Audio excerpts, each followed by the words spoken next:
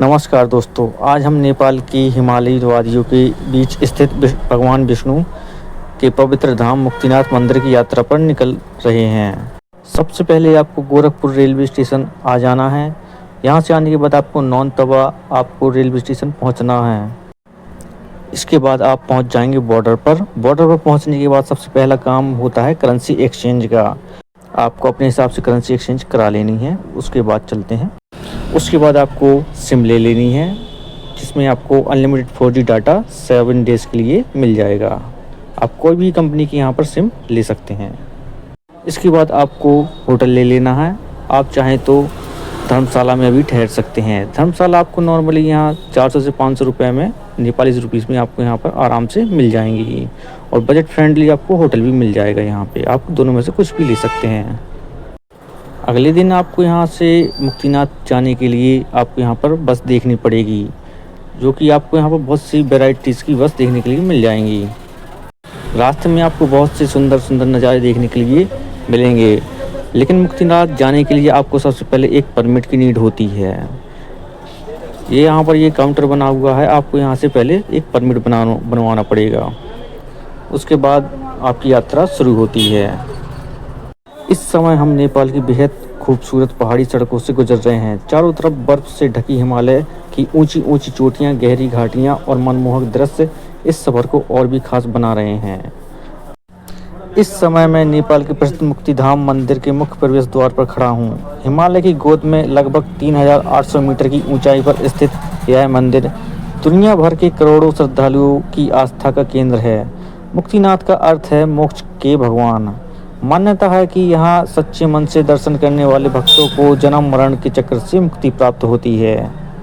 दोस्तों, मुक्तिनाथ धाम नेपाल के मुस्तांग क्षेत्र में स्थित है और यह हिंदू तथा बौद्ध धर्म दोनों धर्मों के लिए अत्यंत पवित्र और तीर्थ स्थल माना जाता है।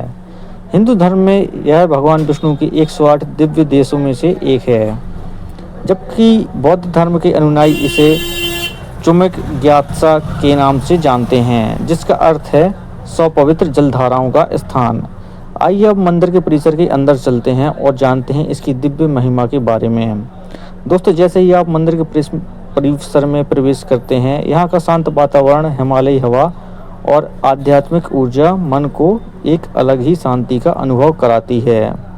मंदिर के पीछे आपको 108 पवित्र जलधाराएं देखने के लिए मिलेंगी, जिन्हें मुक्तिधारा कहा जाता है। मान्यता है कि इन 108 जलधाराओं के नीचे स्नान करने से व्यक्ति के सभी पाप नष्ट हो जाते हैं और उसे पुण्य की प्राप्ति होती है।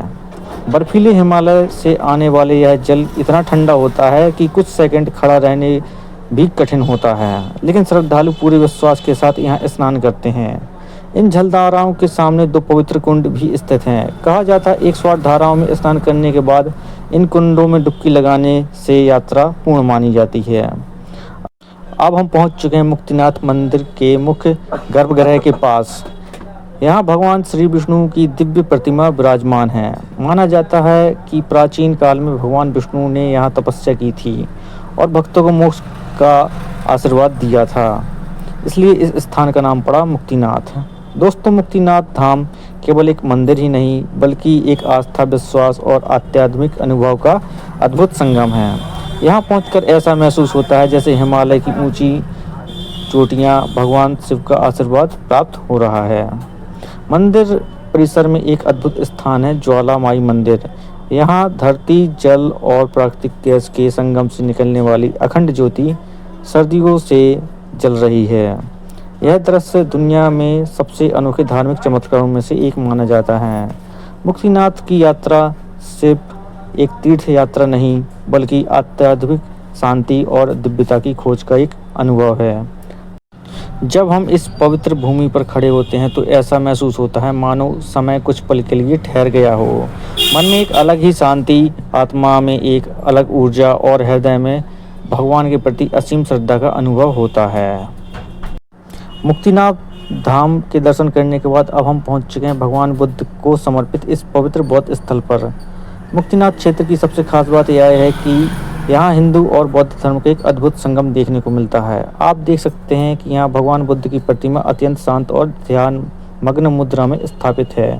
भगवान गौतम बुद्ध ने लगभग 2500 वर्ष पहले मानवता को शांति, करुणा, प्रेम और अहिंसा का मार्ग दिखाया था। उनकी शिक्षाएं आज भी दुनिया में करोड़ों लोगों में प्रेरणा देती हैं। बौद्ध धर्म के अनुयायी मुक्तिनाथ क्षेत्र को चुम्बक यात्रा के नाम से भी जानते हैं। आपको ऐसी ही धार्मिक, आध्यात्मिक और रोमांचक यात्राओं का वीडियो देखना पसंद है तो हमारे चैनल को लाइक करें, सब्सक्राइब करें।